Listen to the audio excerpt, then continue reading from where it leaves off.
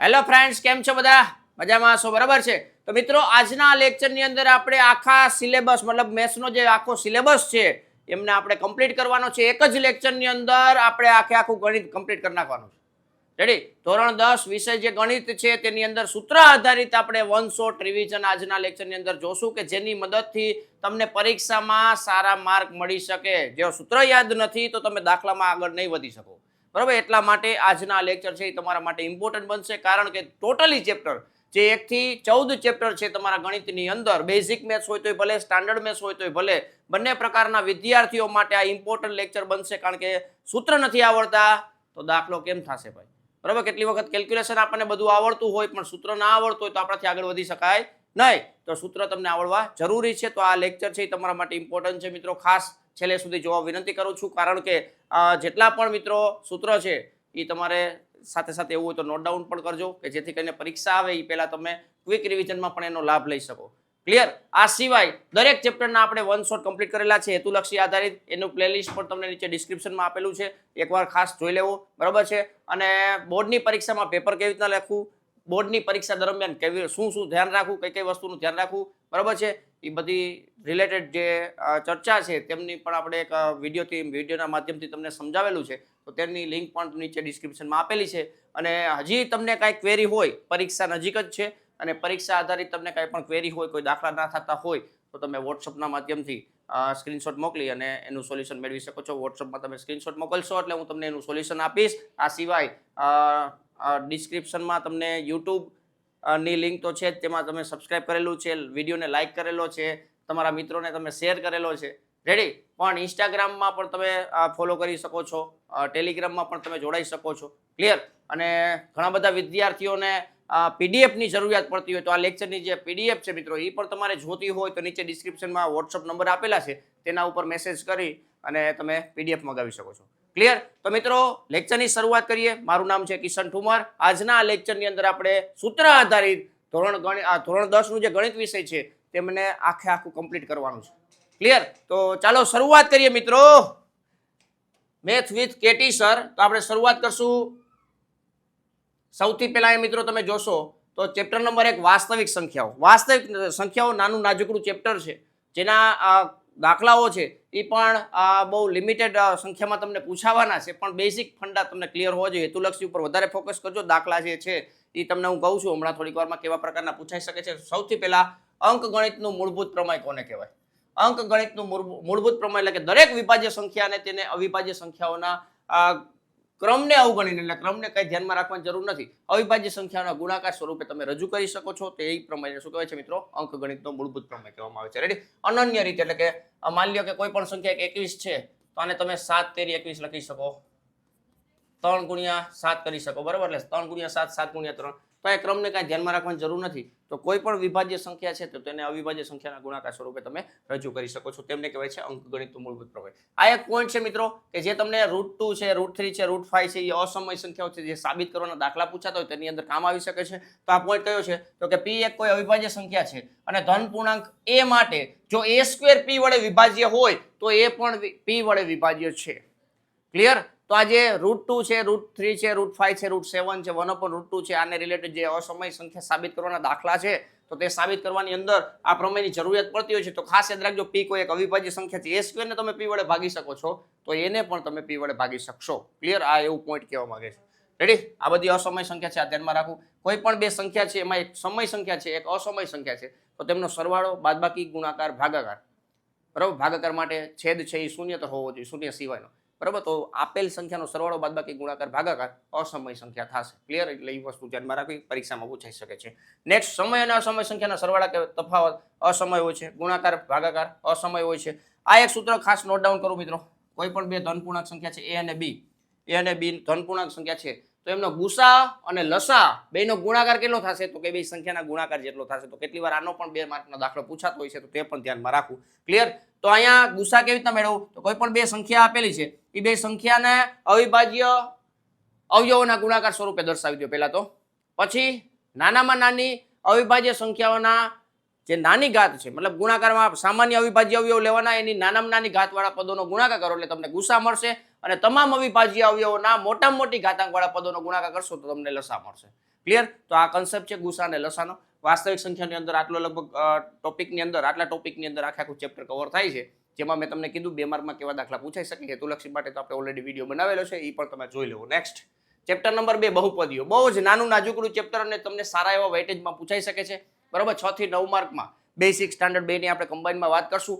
બરાબર, 6 થી 9 માર્કમાં આ ચેપ્ટર પૂછાતું હોય છે. ખાસ કરીને બહુપદીઓની વ્યાખ્યા તમને ખબર હોવી જોઈએ. બહુપદી વિધેય છે એમનો આલેખ કેવા થાય, બરાબર છે, એના સૂત્ર છે શૂન્ય આધારિત, શૂન્ય મેળવવા માટેના જે હેતુલક્ષી પ્રશ્નો છે એ પૂછાતા હોય છે. તો એ બધી વસ્તુ ધ્યાનમાં રાખવાની છે. સૌથી પહેલા બહુપદીના શૂન્યનો ભૌમિતિક અર્થ શું થાય, તો કે y બરાબર p ઓફ x નો આલેખ, જે તમને ડાયરેક્ટ આલેખ આપેલા અને પૂછ્યું કે કેટલા શૂન્ય છે, તો બધા વિદ્યાર્થીને ગોતતા આવડે છે. x અક્ષને જેટલા બિંદુએ છેદે તેટલા શૂન્ય થશે. રેડી? તો આલેખ x અક્ષને જે બિંદુએ છેદે છે તે બિંદુઓના એક્સ્યામને બહુપદી p ઓફ x ના શૂન્ય કહે છે. બરાબર, જે બિંદુએ ટચ થતું હોય બિંદુનો એક્સ્યામ છે એ એનો શૂન્ય થશે. કેટલી વાર તમને પૂછો આલેખ આપી દીધો અને એમ કીધું કે આના શૂન્ય કયા કયા છે, તો તમને જે એક્સ્યામ આગળ છેદતું હોય એ જ એના શૂન્ય થશે. ક્લિયર? એટલે એ વસ્તુ યાદ રાખવાની. નેક્સ્ટ આ બે સૂત્ર છે બહુ ઇમ્પોર્ટન્ટ છે મિત્રો, ખાસ યાદ રાખવાના.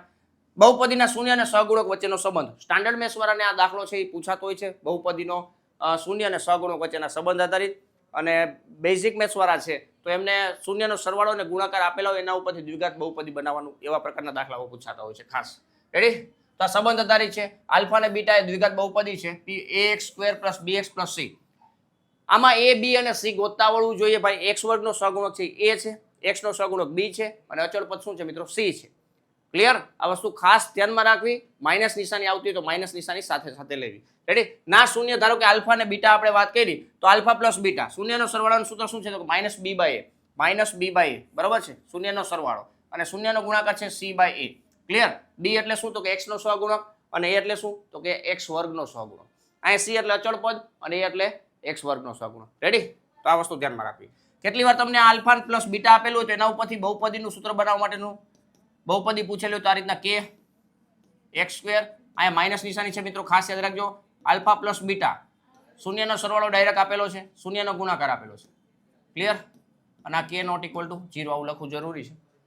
તો આ સૂત્રમાં તમારે ડાયરેક્ટ મૂકી દેવાનું, દ્વિઘાત બહુપદી બની જાય. 2 માર્કમાં દાખલો પૂછાય છે, ખાસ ધ્યાનમાં રાખવું મિત્રો. આલ્ફા પ્લસ બીટા આપેલું હોય છે, આલ્ફા ઇન્ટુ બીટા આપેલું છે. આગળ વાક્ય વાંચું એકવાર નહીં તો 2 વાર વાંચો. ડાયરેક્ટ શૂન્ય આપેલા હોય તો તમારે એક એક જગ્યાએ મૂકવા પડે. શૂન્યનો સરવાળો અને શૂન્યનો ગુણાકાર આપેલું છે તો ડાયરેક્ટ કિંમત મૂકી શકો છો. ક્લિયર? એટલે એ વસ્તુ ધ્યાનમાં રાખજો કઈ રીતના આપેલું છે એ વસ્તુ. હવે ત્રણ શૂન્ય છે એનો મતલબ એવો કે ત્રિઘાત બહુપદી છે. ax³ + bx² + cx + d ના શૂન્ય હોય આલ્ફા બીટા અને ગેમા તો ત્રણેયનો સરવાળો -b/a. ત્રણેય શૂન્યનો સરવાળો -b/a. બબે શૂન્યના ગુણાકારનો સરવાળો alpha beta + beta gamma + gamma alpha બરાબર c/a. બરાબર, એકવાર પ્લસ વાળું, એકવાર માઇનસ વાળું, એકવાર પાછું માઇનસ વાળું. Plus minus minus plus minus આવી રીતના રહેશે. બરાબર, માઇનસ પ્લસ માઇનસ ત્રણેયનો ગુણાકાર -d/a. ક્લિયર? બધાના છેદમાં a આવશે એટલે કે x ની 3 ઘાતનો સહગુણક છેદમાં આવશે. એ વસ્તુ ધ્યાનમાં રાખજો. ક્લિયર? તો આ ચેપ્ટર નંબર 2 છે, એની અંદર આને આધારિત તમને ક્વેશ્ચનો 2 માર્ક, 3 માર્કમાં, 4 માર્કમાં પૂછાતા હોય છે. હેતુલક્ષી કેવા પ્રશ્ન પૂછાય તો એનો વિડીયો આપણે ઓલરેડી બનાવેલો છે અને તમે ઓલરેડી જોયેલો છે. ક્લિયર? વિડીયોને મિત્રો હજી લાઈક નથી કરેલું તો વિડીયોને લાઈક કરી દો, તમારા મિત્રોને વધુમાં વધુ શેર કરો અને ચેનલ પર પહેલી વાર હોય તો ચેનલને જરૂરથી સબસ્ક્રાઇબ કરજો, કારણ કે હજી આવા તમારા માટે વન શોટ વિડીયો લેવાનો છે કે ટૂંકા ટાઈમમાં આપણે જાજુ ભેગું કરી શકીએ. ક્લિયર? પરીક્ષામાં તમે સારામાં સારા સ્કોર કરી શકીએ એના માટે જ તમારા માટે અહીં હાજર છું ભાઈ. તો વિડીયોને લાઈક કરો, તમારા મિત્રોને પણ શેર કરી દો, જેથી કરીને એ પણ એક જ લેક્ચરની અંદર આખું ગણિત વિષય છે એ કમ્પ્લીટ કરી શકે. ક્લિયર? ચાલો નેક્સ્ટ ચેપ્ટર નંબર 3 બહુ જ ઇમ્પોર્ટન્ટ છે. સ્ટાન્ડર્ડ મેથ્સ માટે વધારે ઇમ્પોર્ટન્ટ છે, કારણ કે સારા એવા વેટેજની અંદર સ્ટાન્ડર્ડ મેથ્સમાં પૂછાતું હોય છે, તો ખાસ ધ્યાનમાં રાખવાનું છે. દ્વિચલ સુરેખ સમીકરણ યુગ્મ. 2 સમાન ચલ ધરાવતા 2 સુરેખ સમીકરણને દ્વિચલ સુરેખ સમીકરણ યુગ્મ કહે છે. 2 ચલ હોવા જોઈએ ને સુરેખ હોવા જોઈએ. બરાબર, એનું વ્યાપક સ્વરૂપ છે, ખાસ યાદ રાખજો મિત્રો. ax + by + c = 0, a² + b² ≠ 0 આ લખવું જરૂરી છે ભાઈ. અને જ્યાં a, b, c does not belongs to r. Ready?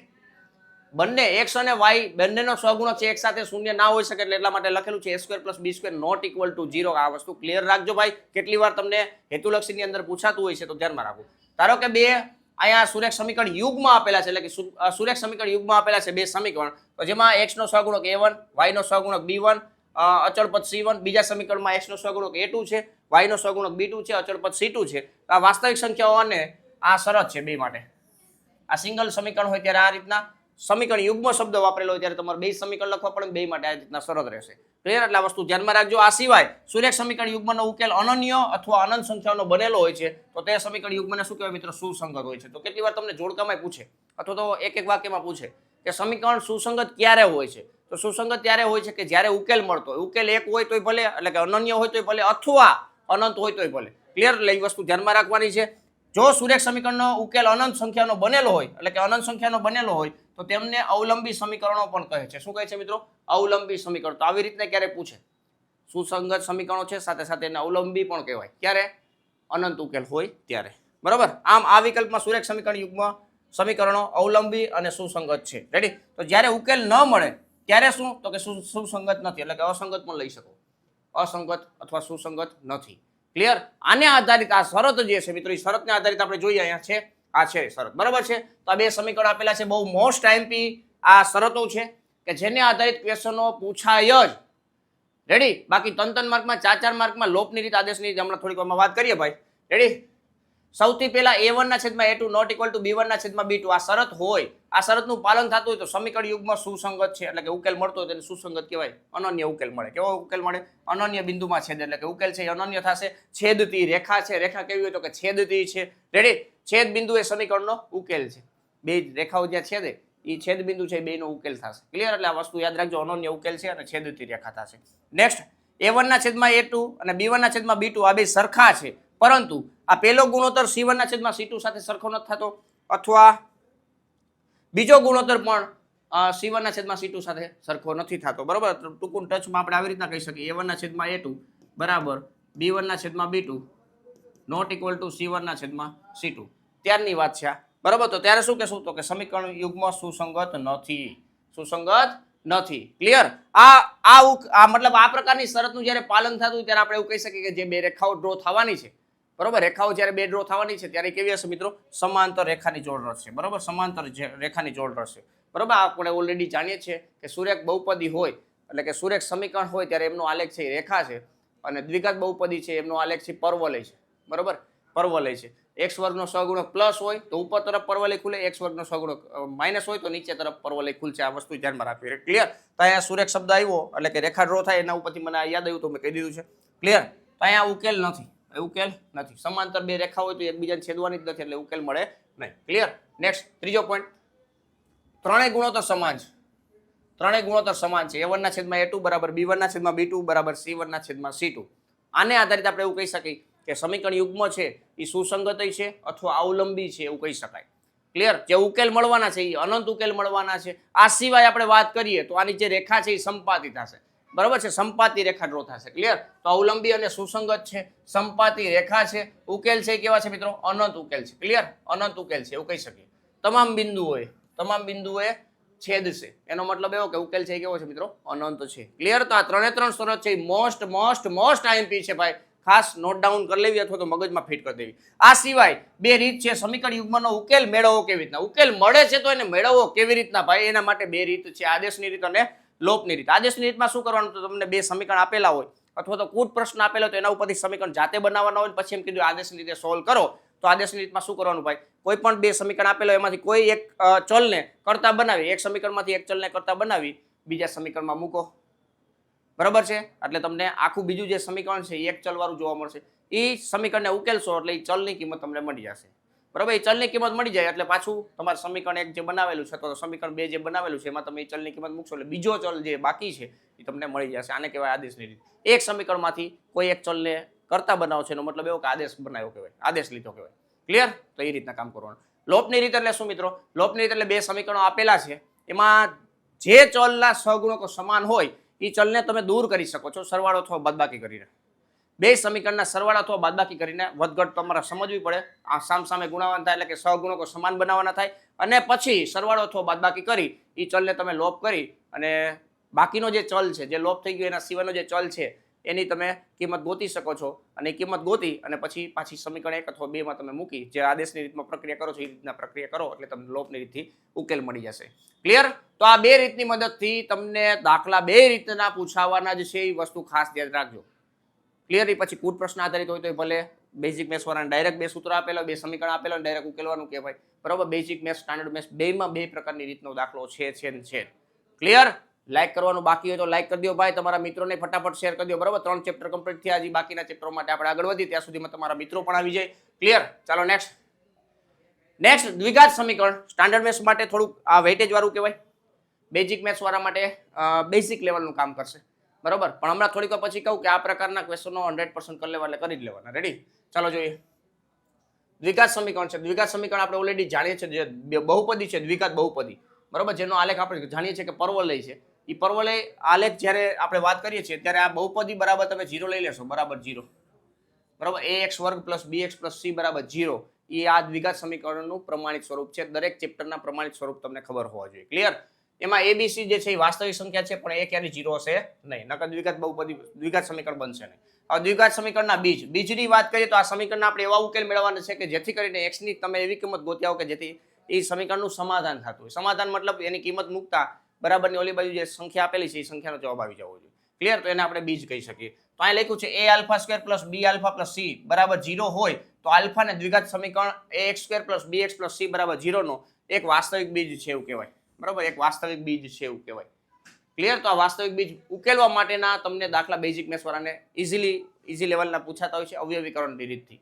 બરાબર, ઉકેલ મેળવવા માટે આપણી પાસે બે રીત છે, અવયવીકરણની રીત અને દ્વિઘાત સૂત્ર. શ્રીધરાચાર્ય ભાઈએ આપણને એ સૂત્ર આપેલું છે, દ્વિઘાત સૂત્ર. બરાબર છે, તો એ પણ હેતુલક્ષીમાં પૂછાતું હોય છે, તો ખાસ ધ્યાનમાં રાખવું.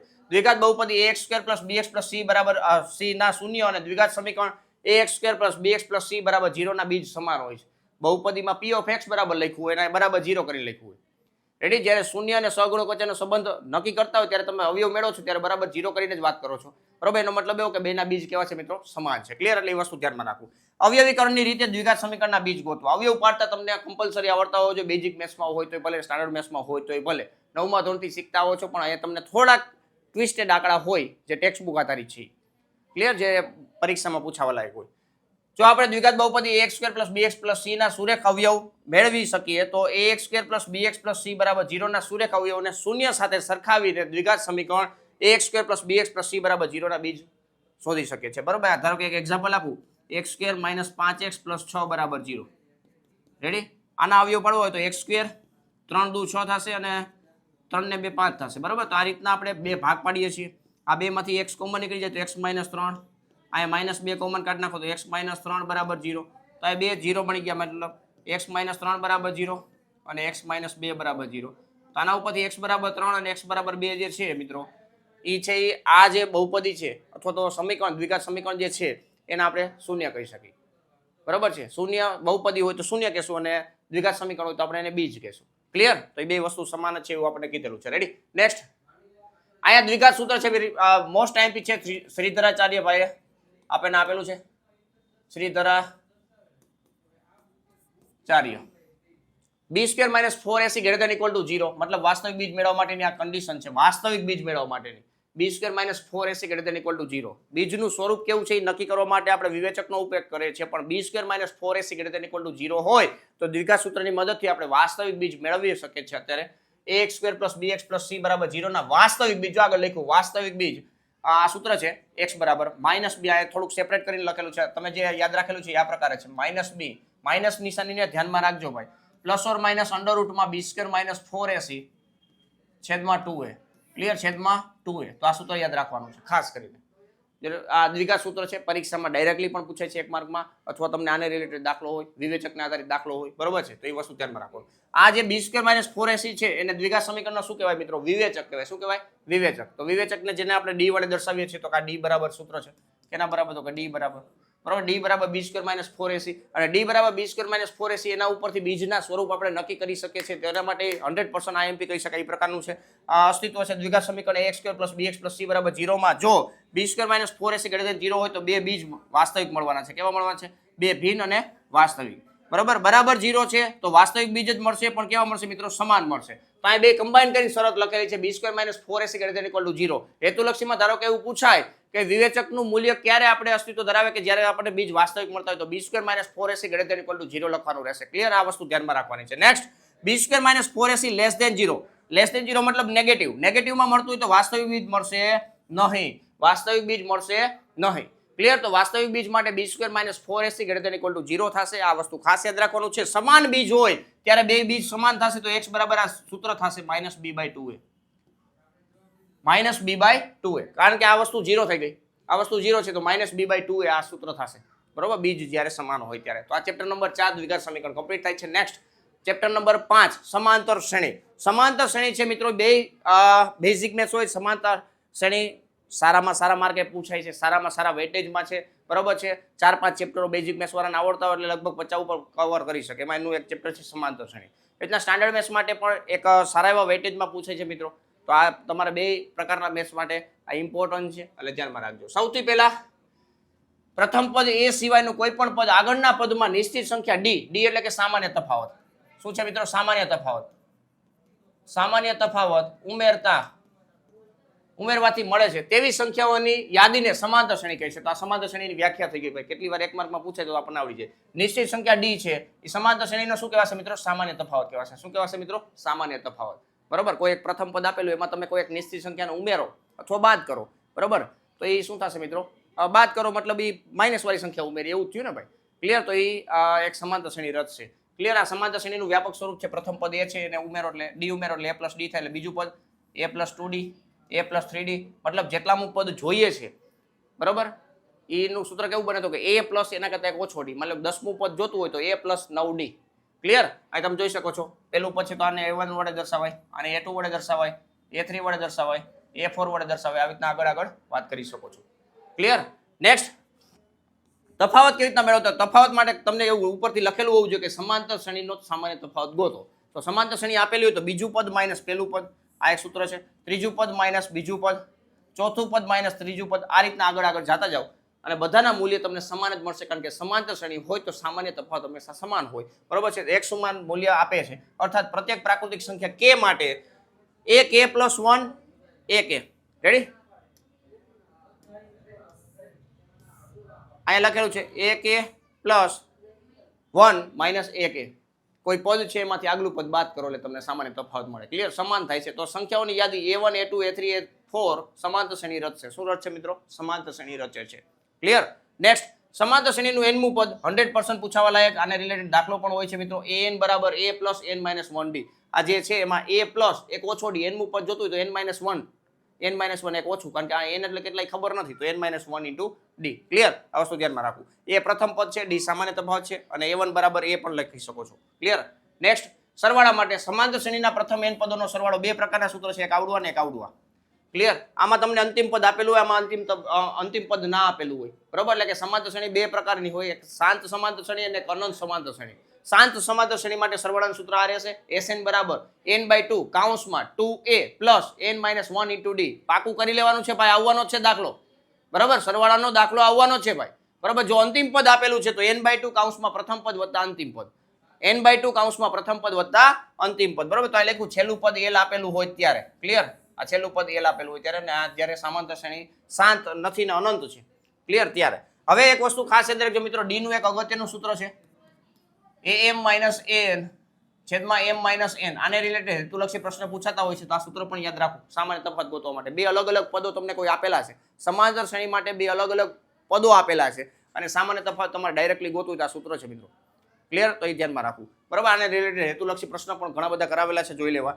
Sn ને s વડે પણ દર્શાવાય છે. Sn એટલે શું? તો કે પ્રથમ n પદોનો સરવાળો. આ વસ્તુ યાદ રાખવાની છે. બરાબર, S5 લખેલું તો પ્રથમ 5 પદોનો સરવાળો, એવી રીતના તમે યાદ રાખી શકો છો. ક્લિયર? સમાંતર શ્રેણીમાં પ્રથમ n પદોનો સરવાળો Sn વડે દર્શાવે છે. તેનું nમું પદ n > 1 હોય તો આવી રીતના એક સંબંધ છે nમું પદ અને સરવાળાનો. બરાબર, પદ અને સરવાળા વચ્ચેના સંબંધનું સૂત્ર છે an = Sn - Sn - 1. ક્લિયર? માની લો કે પ્રથમ 10 પદનો સરવાળો હોય તો a1 + a2 + a3 + a10 થાય. એમાંથી તમે S9 બાદ કરો એટલે કે પ્રથમ 9 પદનો સરવાળો બાદ કરો એટલે 10મું પદ તમને મળે. ક્લિયર? તમને આઈડિયા આવી ગયો ભાઈ કઈ રીતના કહેવા માંગુ છું? પ્રથમ 10 પદનો સરવાળો હોય એમાંથી પ્રથમ 9 પદ બાદ કરી નાખો એટલે 10મું પદ મળે. તો આ જ વસ્તુ બતાવે છે S10 - S9. ક્લિયર? પણ અહીંયા તમારે એક વસ્તુ યાદ રાખવાનું, જ્યારે પહેલું પદ મેળવો એ પ્રથમ પદનો સરવાળો જ બતાવે એટલે a1 અને s1 બે સરખા છે. ક્લિયર? આ લખ્યું છે. રેડી? તો આ વસ્તુ ખાસ યાદ રાખવું. તો સમાંતર શ્રેણીની અંદર આટલી બેઝિક ફોર્મ્યુલાઓ છે જેને ધ્યાનમાં રાખવાની છે. નેક્સ્ટ ત્રિકોણ છે, તો ત્રિકોણની અંદર ખાસ કરીને પ્રમેય કરવાનો છે. પ્રમેય 6.1. રેડી?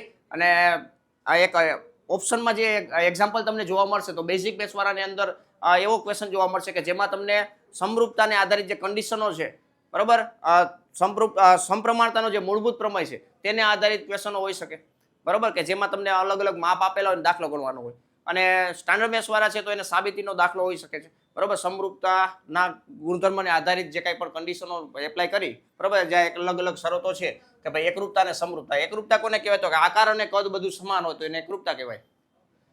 સમરૂપતા એટલે આકાર સમાન હોય પણ કદ નાના મોટા હોઈ શકે તો એને સમરૂપ કહેવાય બરોબર છે. તો બે બહુકોણોની સમરૂપતાની શરત શું તો કે ત્રિકોણની સમરૂપતા શિરોબિંદુઓની સંગતતા અને સમરૂપતા ત્રિકોણની સમરૂપતાની શરતો કઈ કઈ છે તો કે ખુખુ શરત અને ખુખુ શરત બરોબર. બા શરત એટલે કે ત્રણેય બાજુઓ સરખી થતી હોય. બાખુબા શરતને ધ્યાનમાં રાખી બાજુ ખૂણો બાજુ આમાં અંતર્ગત ખૂણો હોય ખાસ યાદ રાખજો, જે બે બાજુ હોય એનો અંતર્ગત ખૂણો પણ સમરૂપ મતલબ સરખા થતા હોય તો આપણે એવું કહી શકીએ કે સમરૂપ છે બે ત્રિકોણો.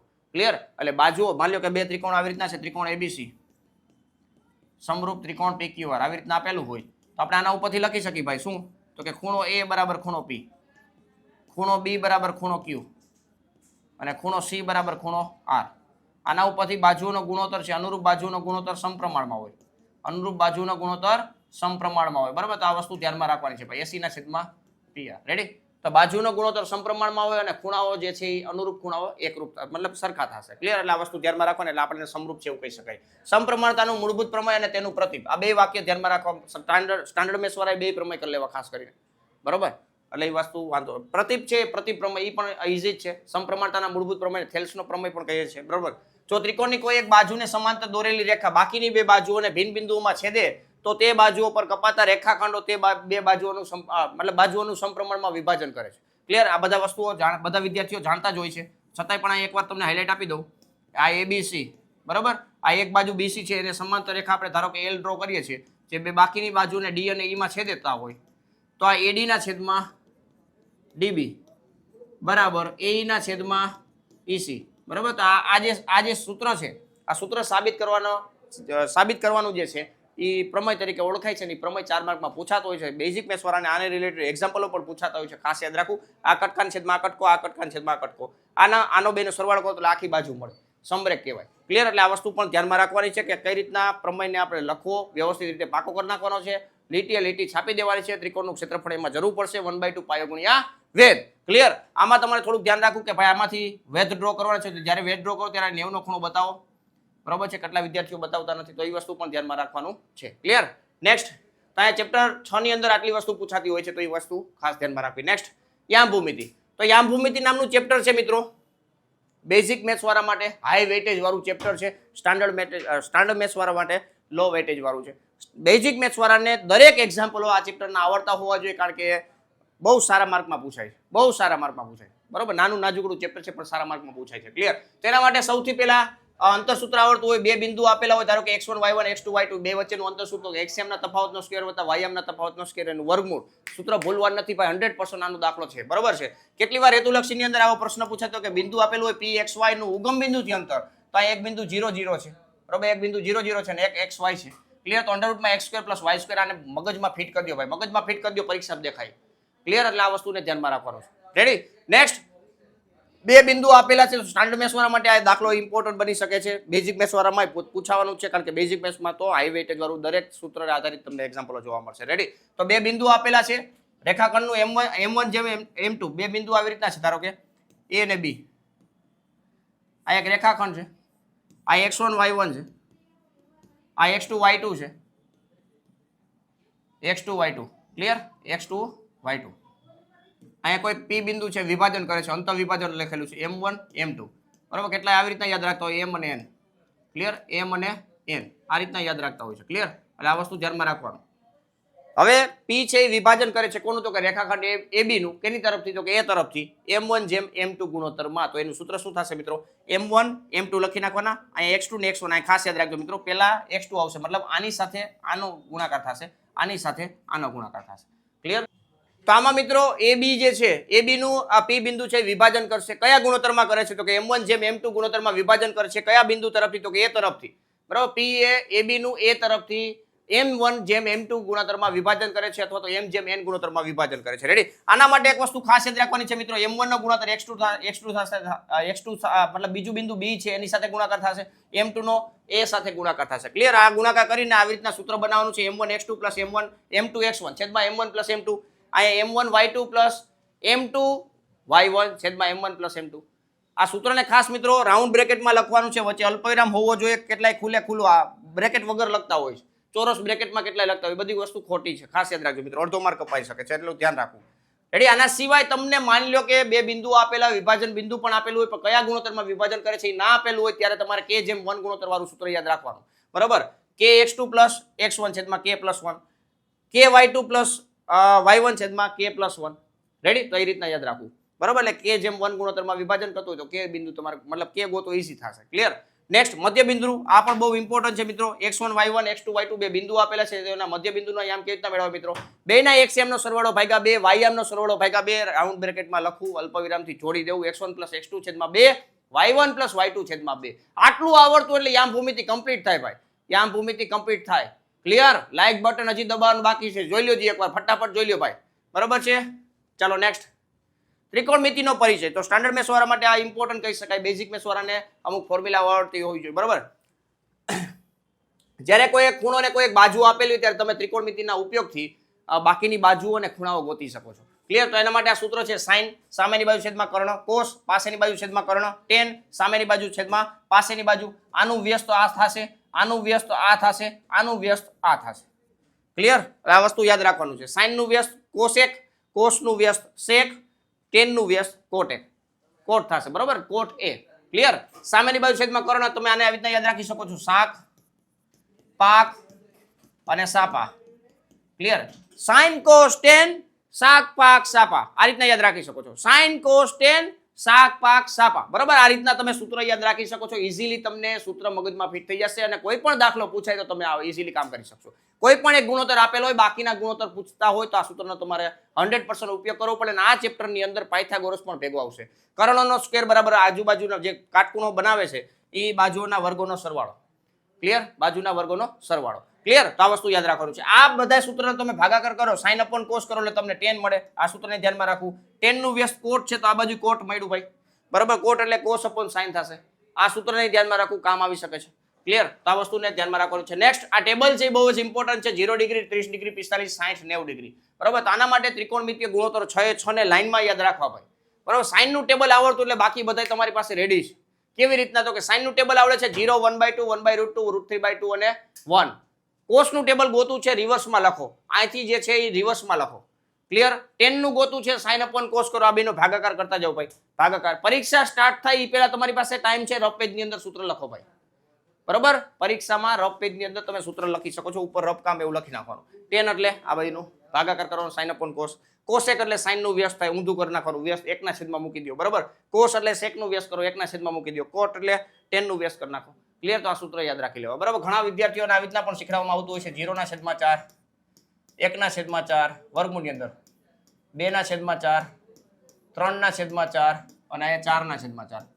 તો આ સૂત્ર ખોટું નથી. બરાબર? તો આ યાદ રાખવા માટેની એક અલગ ટ્રીક છે, તો એ પણ તમે યાદ રાખી શકો છો. પણ સાઇન તમને આવડતું હોય તો બાકીના બધા તમે ઇઝીલી કામ કરી શકો છો. નેક્સ્ટ, સાઇન અને કોસેનું મૂલ્ય ક્યારે 1 થી વધારે ના હોય. આ વસ્તુ ખાસ યાદ રાખવાનું. 1 થી નાનું જશે, કારણ કે હંમેશા કર્ણ મોટો હોય, કર્ણ છે એ છેદમાં હોય તો હંમેશા 1 કરતા નાનું થશે. અને સેક અને કોસેકનું મૂલ્ય હંમેશા 1 અથવા 1 કરતા નાનું મોટું હશે, 1 અથવા 1 કરતા વધુ હશે. શું કામ? કારણ કે એમાં અંશ હંમેશા મોટો હશે, કર્ણ ઉપર આવે ને અંશમાં. ક્લિયર? એટલે 1 અથવા 1 કરતા વધારે હશે. શેમાં? સેક અને કોસેકમાં. આ નિત્ય સમ છે મિત્રો. sin square plus cos square બરાબર 1. નિત્ય સમ જનરલી વર્ગમાં કોઈ આપણને સાદુરૂપ આપ્યું હોય ત્યારે વર્ગમાં હોય તો સમજી લેવાનું નિત્ય સમ લાગતી હશે. ક્લિયર? એટલે એ વસ્તુ ધ્યાનમાં રાખવી. એક હિન્ટ છે. cos square plus sin square બરાબર 1 થાય. tan સ્ક્વેર sec વર્ગ, આને આપણે આવી રીતના યાદ રાખી શકો છો. વર્ગ sec વર્ગ માઇનસ tan વર્ગ બરાબર 1. બરાબર? આ જ રીતના cosec વર્ગ માઇનસ cot વર્ગ બરાબર 1. ક્લિયર? અને આ sin વર્ગ પ્લસ cos વર્ગ બરાબર 1 થાય. તો આ રીતના તમે યાદ રાખી શકો છો. બાકી તમે સાદુરૂપ આવડતું જોઈએ, ઓલી બાજુ ટપાડો, આ બાજુ ટપાડો. બરાબર? એટલે બાકીની ફોર્મ્યુલા ક્લિયર થઈ જાય. તો આ ત્રિકોણમિતિનો પરિચય કમ્પ્લીટ થાય છે. નેક્સ્ટ, ત્રિકોણમિતિના ઉપયોગો. તો ત્રિકોણમિતિના ઉપયોગોની અંદર બે વસ્તુ ધ્યાનમાં રાખવાની છે, દ્રષ્ટિ રેખા અને સમછેદ રેખા. દ્રષ્ટિ રેખા એટલે નિરીક્ષકની આંખમાંથી પસાર થતું ને જે નિરીક્ષણ કરવાનું છે ત્યાં સુધીના કિરણને શું કહેવાય? તો કે દ્રષ્ટિ રેખા કહેવાય. દ્રષ્ટિ કિરણ પણ કહી શકો. નિરીક્ષકની આંખમાંથી જે પસાર થતું બરોબર છે સમાંતર રેખા સમક્ષિતિજ રેખા, બરોબર શું કહેવાય સમક્ષિતિજ રેખા. તો દ્રષ્ટિ રેખા એ નિરીક્ષકની આંખથી નિરીક્ષણ હેઠળના પદાર્થ સુધી લંબાવેલી રેખા જેને દ્રષ્ટિ રેખા કહેવાય છે. નિરીક્ષણ હેઠળના પદાર્થનો ઉચ્છેદ કોણ. ઉચ્છેદ કોણ એટલે ઉપરની સાઈડ આપણે જે કાંઈ પણ અવલોકન કરીએ છીએ, જે કાંઈ પણ જગ્યાએ ઊભા છો ત્યાંથી ઉપરની સાઈડ તમે અવલોકન કરો છો તો એને ઉચ્છેદ કોણ કહેવાય. કોની વચ્ચેનો? દ્રષ્ટિ રેખા અને સમક્ષિતિજ રેખા વચ્ચેનો ખૂણો. જ્યારે આપણે જે કંઈ પણ જગ્યાએ ઊભા છો અને નીચે તરફ અવલોકન કરવાનું થાય છે ત્યારે દ્રષ્ટિ રેખા અને સમક્ષિતિજ રેખા વચ્ચેનો જે ખૂણો બને છે બરોબર છે તેને શું કહેવાય મિત્રો? અવક્ષેદ કોણ કહેવાશે. રેડી? તો એ વસ્તુ યાદ રાખવાનું. નિરીક્ષણ હેઠળનો પદાર્થ ક્ષિતિજ રેખાથી ઊંચે હોય, ઊંચે એટલે મુંડી ઉપર કરવી પડતી હોય બરોબર, તો તેને દ્રષ્ટિ રેખા અને ક્ષિતિજ રેખા વચ્ચેનો ખૂણો છે એને શું કહેવાય મિત્રો? ઉચ્છેદ કોણ કહેવાશે. અવક્ષેદ કોણ?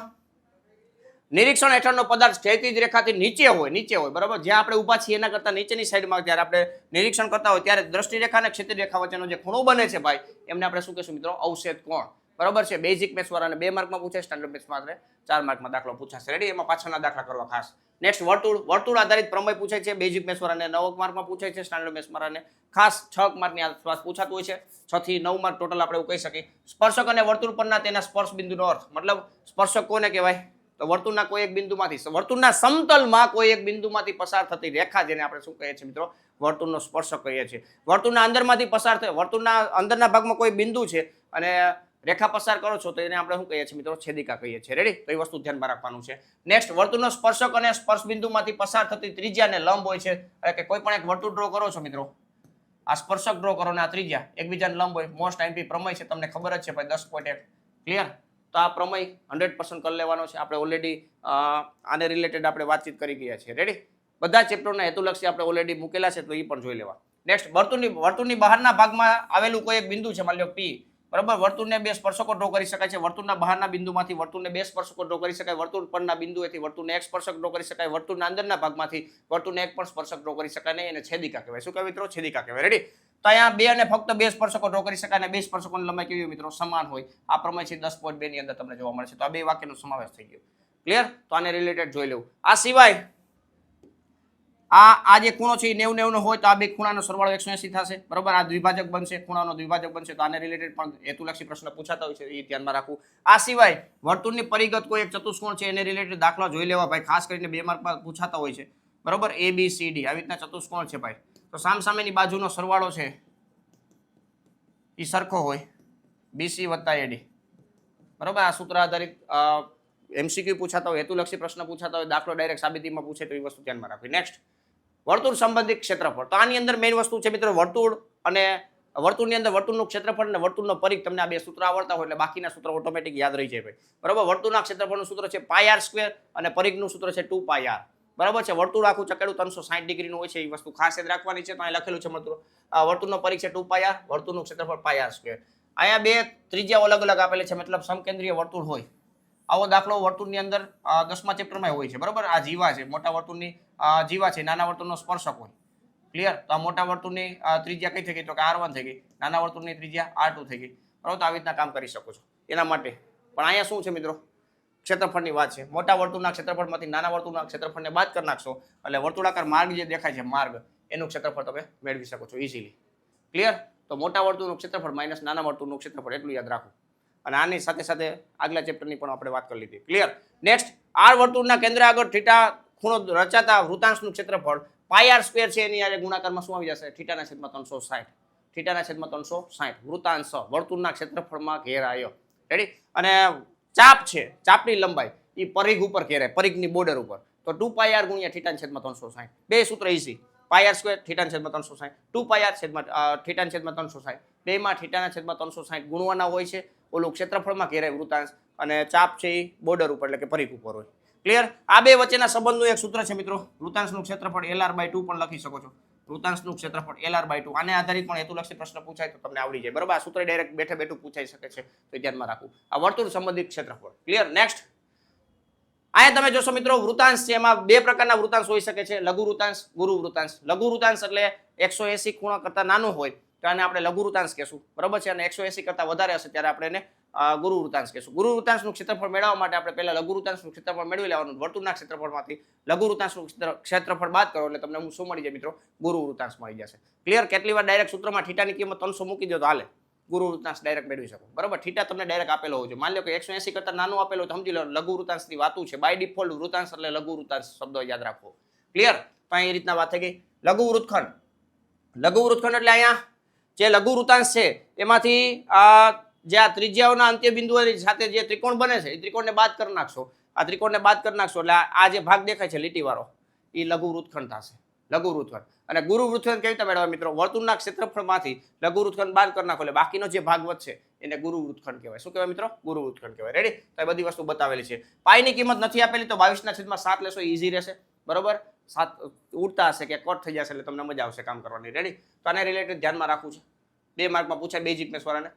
નેક્સ્ટ સ્ટાન્ડર્ડ મેથ્સ વાળામાં સારા માર્કે પૂછાય. બરોબર ને? પૃષ્ઠફળ અને ઘનફળ. પૃષ્ઠફળ અને ઘનફળમાં આપણે ખાસ યાદ રાખજો મિત્રો, લંબઘન સમઘન આ બધાના સૂત્ર આપણે લખતા જાય. અહીંયા સપાટીનું ક્ષેત્રફળની વાત કરી. સમઘન, લંબઘન, શંકુ, નળાકાર, અર્ધગોલક અને ગોલક.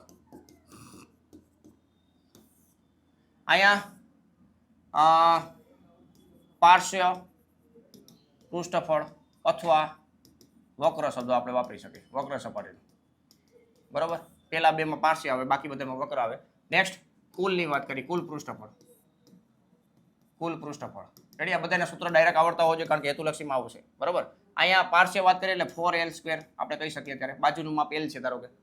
ક્લિયર? બે બાજુ ઉપર નીચે નથી લેતા. બાકી તમને જે પ્રમાણે કીધું એ પ્રમાણે અહીંયા 6l² આવશે. બધી બાજુ સરખી હોય. ક્લિયર? અહીંયા ઉપર નીચેની નથી લેતા તો આપણે જાણીએ છીએ કે માની લો કે LBH ઉપર નીચેની ના લઈએ. આવી રીતના આપણે લંબઘન આપેલો છે કોઈ. લંબઘન આવી રીતના આપેલો છે. રેડી? આ સમઘન નથી, લંબઘન છે એવું માનજો. L, B અને H ઉપર નીચે નથી લેતા. LB 2 વાર ના લેવાનું થાય, બાકી બધું 2 વાર લેવાનું થાય. બરાબર, 2 કૌંસમાં LH પ્લસ BH. આમાંથી H કોમન કાઢી શકો છો. ક્લિયર? પૃષ્ઠફળ છે એ 2 ટાઈમ બધું થશે. આ 2 ટાઈમ આગળ બગડો લખી નાખું. LB વત્તા BH વત્તા HL, કારણ કે સામસામેની બાજુનું ક્ષેત્રફળ હરખું થાય. ક્લિયર? નેક્સ્ટ શંકુ છે તો એમાં વક્ર છે તો πr/l થશે. l તમારે ગોતવા માટે l² બરાબર r² વત્તા h² આવું લખી શકો. બરોબર, પાયથાગોરસ મુજબ. અહીંયા πr/l વત્તા નીચેથી વર્તુળ દ્વારા ડાટો લાગી જતો હોય. બરોબર, તો πr² એડ કરી દેવાનું. નળાકારનું છે તો અહીંયા સિક્કાની વાત થતી હોય ત્યારે પણ નળાકાર છે. બરોબર, 2πr/h થશે. વક્ર સપાટી 2πr 2πr 2πr h વાર. બરોબર છે. અહીંયા 2 વાર વર્તુળો એડ થાય ઉપર નીચે એટલે 2πr² થાય. આમાંથી કેટલી વાર 2πr કોમન નીકળી જતું હોય એટલે h પ્લસ r થઈ જાય. રેડી? અર્ધગોલક છે તો અહીંયા 2πr² થશે. અહીંયા 3πr² થશે. અને વર્તુળનું ક્ષેત્રફળ πr² થાય. રેડી? ગોલક છે તો બે જગ્યાએ 4πr² થશે. તો આ બધા πr² આવી ગયા 1 થી લઈને 4 લગી. વર્તુળ માટે πr², અર્ધગોલકની વક્ર સપાટી કે તો 2πr², કુલ કે તો 3πr², ગોલકનું કે તો વક્ર કે કુલ કે તો 4πr². ક્લિયર? તો આ પૃષ્ઠફળ આધારિત છે દાખલા, મતલબ સૂત્ર છે. આના રિલેટેડ દાખલા જોઈ લેવાના. બેઝિક મેથ્સ વાળાને 2 માર્કમાં પૂછાતા હોય તો ઇઝીલી તમે સોલ્વ કરી શકો એ પ્રકારના હોય છે. અને સ્ટાન્ડર્ડ મેથ્સ વાળાને તો ખબર જ છે 4 માર્કમાં ગણવાના જ છે પ્રોપર. રેડી? નેક્સ્ટ ઘનફળ છે તો ઘનફળની અંદર પણ સમઘન તો l³ થશે. લંબઘન લંબાઈ ગુણ્યા પહોળાઈ ગુણ્યા ઊંચાઈ. શંકુ તો કે 1/3πr²h. રેડી? નળાકાર છે તો શંકુ કરતા 3 ગણું હોય ભાઈ. ઘનફળની વાત કરી છે તો 3 વડે ગુણી નાખો એટલે πr² થઈ જશે. અર્ધગોલક હોય મિત્રો, અર્ધગોલક તો 2/3πr³ થશે. ગોલક હોય તો 4/3πr³. આનું ડબલ થાય અર્ધગોલકનું. રેડી? 4/3πr³. પણ અહીંયા ખાસ યાદ રાખજો 2 માં 3 ઘાત છે. બરોબર, 3 ઘાત છે. સ્ક્વેર યાદ ન રહી જાય કારણ કે સ્ક્વેર વાળા સૂત્રો ઘણા બધા યાદ હોય એટલે આ તમને સ્ક્વેરમાં ટીક થઈ જતું હોય પણ સ્ક્વેર નથી, 3 ઘાત છે. રેડી? ચાલો નેક્સ્ટ આંકડાશાસ્ત્ર મિત્રો. આંકડાશાસ્ત્ર અને સંભાવના એવા ચેપ્ટરો છે કે મિત્રો દરેક વિદ્યાર્થીઓને આવડતા જ હોવા જોઈએ કારણ કે આમાં તમે પાસ તો ઇઝીલી થઈ શકો છો.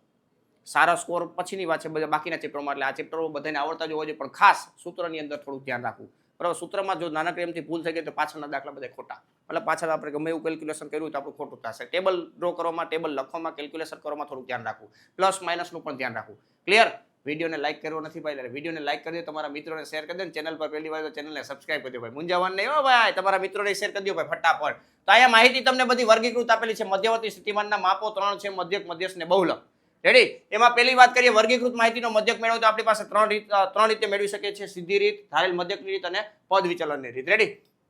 ક્યારે યુઝ કરું તો ખાસ યાદ રાખજો મિત્રો. પહેલો પોઈન્ટ આ લખ્યો, પહેલા તો જો શું લખ્યો છે, વર્ગીકૃત માહિતીનો મધ્યક શોધવા એવું ધારવામાં આવે છે કે દરેક વર્ગ અંતરાલની આવૃત્તિ તેની મધ્ય કિંમતની આસપાસ કેન્દ્રિત હોય છે. એટલે આપણે xi ગોતીએ છીએ, બરાબર, xi ગોતીએ છીએ. વર્ગની અક્ષય અધોસીમા વત્તા ઉર્ધ્વસીમા છેદમાં 2 વર્ગ લંબાઈ ઉર્ધ્વસીમામાંથી અધોસીમા બાદ કરું કે જ્યારે તમને સમાન આપેલું હોય ત્યારે. ક્લિયર?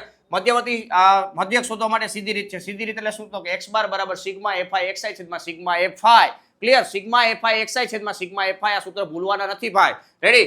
બધાને બાકી ખબર જ છે કે fi એટલે શું? તો કે કુલ આવૃત્તિ. આપણે મતલબ આ જે કાંઈ પણ આવૃત્તિ છે તે, બરાબર, એ સિગ્મા fi એટલે શું? તો કે કુલ આવૃત્તિ. એમ મધ્યક શોધવા માટે ધારેલ મધ્યકની રીત, તો એના માટે આપણે મધ્યક કિંમતમાંથી કોઈ પણ એક સંખ્યા ધારીએ છીએ જેને આપણે a વડે દર્શાવીએ છીએ. આના સિવાયની કિંમત પણ કોઈ પણ ધારી શકો છો, પણ જનરલી આપણે આપણી સગવડતા માટે, આપણે ઇઝીલી કામ કરવા માટે આપણે મધ્યક કિંમતો જે આપેલી છે એમાંથી ધારણા કરીએ છીએ. x બાર બરાબર a plus sigma fi di છેદમાં સિગ્મા fi, જ્યાં di બરાબર xi માઇનસ a. આ ડાયરેક્ટલી સૂત્રમાં પણ પૂછાઈ શકે છે 1 માર્કની અંદર, એટલે ખાસ યાદ રાખવું.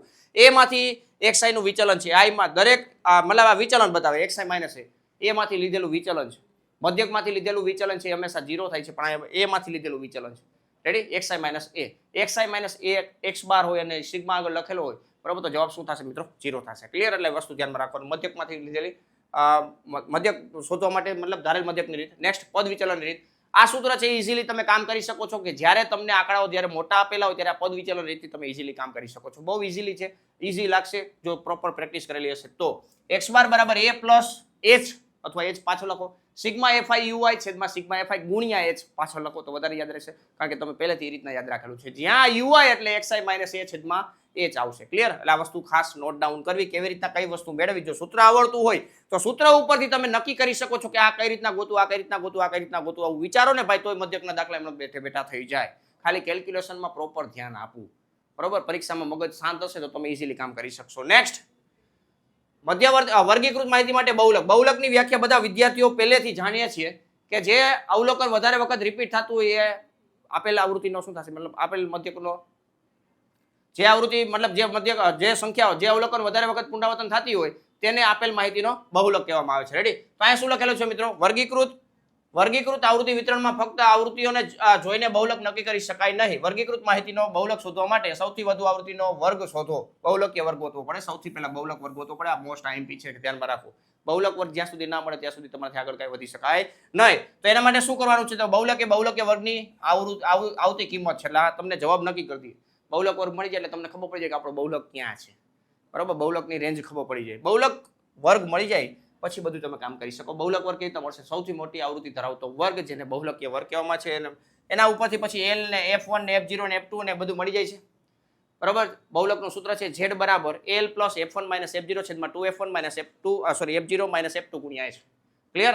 આ ઉપર છે એ જ રીતના નીચે છે f1 માઇનસ f0 ગુણ્યા 2, અહીંયા f2 બાદ કરવાના છે, બરાબર, ગુણ્યા h યાદ રાખવાનું. ફાઇનલી બહુલક વર્ગની આવૃત્તિ કોણ? તો કે f1 f0 એટલે શું? તો બહુલક વર્ગની આગળના વર્ગની આવૃત્તિ. f2 એટલે શું? બહુલક વર્ગની પાછળના વર્ગની આવૃત્તિ. l એટલે શું? બહુલક વર્ગની અધોસીમા. અને h એટલે શું મિત્રો? વર્ગ લંબાઈ. બરાબર છે, ગોતવાનું છે આ રીતના. ફટાફટ ને દાખલો ગણ નાખવાનો, 3 માર્કમાં પૂછાવાનો છે, બરાબર. વર્ગીકૃત માહિતીનો મધ્યસ્થ. મધ્યસ્થ એટલે સંચય આવૃત્તિ પહેલા ગોતવાનું. થી ઓછા અને થી વધુ બે પ્રકારે તમે વર્ગીકૃત માહિતીનું આવૃત્તિ વિતરણ તમે નક્કી કરી શકો છો, પણ જનરલી આપણે થી ઓછા પ્રકારની સંચય આવૃત્તિનો ઉપયોગ કરતા હોઈએ છીએ. તો શું કરવાનું? n અવલોકનની કુલ સંખ્યા હોય તો એવો વર્ગ મેળવો કે જેની સંચય આવૃત્તિ n/2 કરતા તરત જ મોટી આવતી હોય, તો એ વર્ગને આપણે કહેશું મધ્યસ્થ વર્ગ. મધ્યસ્થ વર્ગ મેળવ્યા પછી આગળની કેલ્ક્યુલેશન કરવાનું સ્ટાર્ટ કરવાનું છે ભાઈ, બરાબર. તો મધ્યસ્થ વર્ગ તમારે પહેલા ગોતવો પડશે. ક્લિયર? પછી આ સૂત્રનો ઉપયોગ કરવાનો થશે. m બરાબર l પ્લસ કૌંસમાં n/2 માઇનસ cf છેદમાં f ગુણ્યા h, બરાબર. n એટલે અવલોકનો કુલ આવૃત્તિ. રેડી? n/2 કરી માઇનસ cf. cf એટલે મધ્યસ્થ વર્ગની આગળના વર્ગની સંચય આવૃત્તિ. f એટલે શું? તો કે મધ્યસ્થ વર્ગની આવૃત્તિ. અને મધ્યસ્થ વર્ગ ઉપરથી અધોસીમા મળશે મધ્યસ્થ વર્ગની, જેને આપણે l વડે દર્શાવશું. ક્લિયર? બાકી h તો તમને ખબર જ છે, બાકી બધી વસ્તુ અહીં લખી છે મેં તમને કીધું એ પ્રમાણે.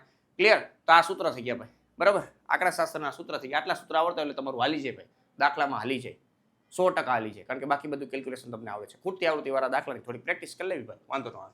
સંભાવના ભાઈ, યાદચ્છિક પ્રયોગો છે, પ્રયોગના પરિણામો છે, ઘટના છે, પ્રાથમિક ઘટના છે, તો આ બધી વસ્તુ ખબર હોય છે. યાદચ્છિક પ્રયોગ એટલે કે જેમ કે આપણે પાસો ફેંકીએ છીએ, સિક્કો ઉછાડીએ છીએ, 52 પત્તા છે, બરોબર, લખોટી આટલી છે, આટલી છે, તો આવી રીતના આપણે જે પ્રયોગો કરીએ છીએ તેમને યાદચ્છિક પ્રયોગ કહેવામાં આવે છે. પ્રયોગોના પરિણામો તો જેમ કે સિક્કો ઉછાડીએ તો 2 પરિણામ મળે, 2 વાર ઉછાડીએ તો 4 પરિણામ મળે, પાસો ફેંકવામાં આવે તો 6 પરિણામ મળે, પાસો 2 વાર ફેંકવામાં આવે તો 36 પરિણામ મળે. તો આ બધાને પ્રયોગના શું કહેવાય છે મિત્રો? પરિણામ કહે છે. ઘટના એટલે કે જે આપણે નક્કી કરવું છે બરોબર, જે આપણે ઘટના ઉદ્ભવવાની છે કે ધારો કે સિક્કો ઉછાળો છે ને હું એમ કહું છાપ મળે, તો છાપ મળી એક ઘટના થઈ ભાઈ.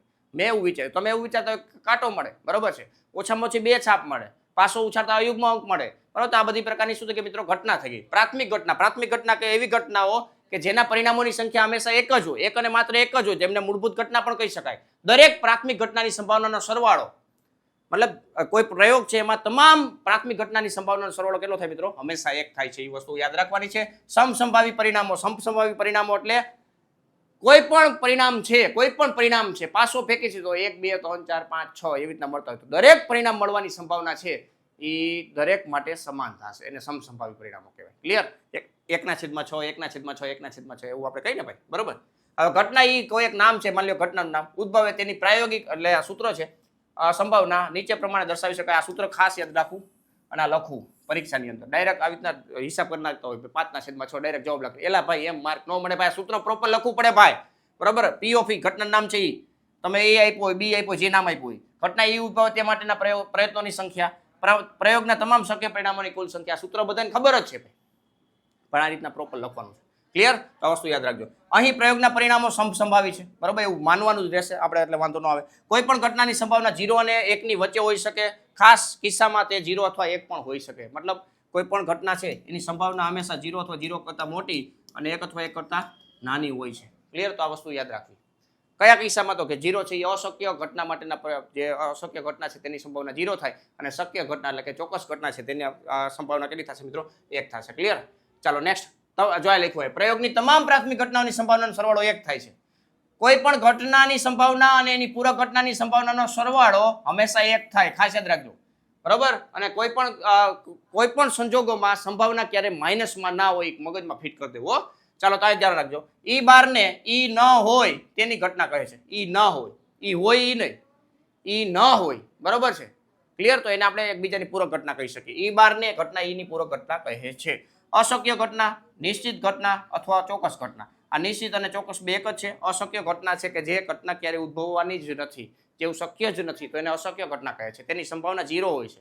ચોક્કસ અથવા નિશ્ચિત ઘટના એટલે કે હરેક સમયે ઉદ્ભવવાની જ હોય, બરાબર. હંમેશા માટે ઉદ્ભવતી ઘટનાને શું કહે છે મિત્રો? ચોક્કસ ઘટના અથવા તો શક્ય ઘટના કહે છે, અને તેની સંભાવના હંમેશા 1 હોય છે ભાઈ, બરાબર છે, 1 હોય છે. તો આમાં 52 પત્તાવાળા દાખલા છે, પાસા 2 વાર ફેંકવામાં આવે છે, બરોબર, સિક્કો 3 વાર ઉછાળવામાં આવે છે. તો આવા બધા દાખલા છે 3-3 4-4 માર્કમાં પૂછાતા હોય છે.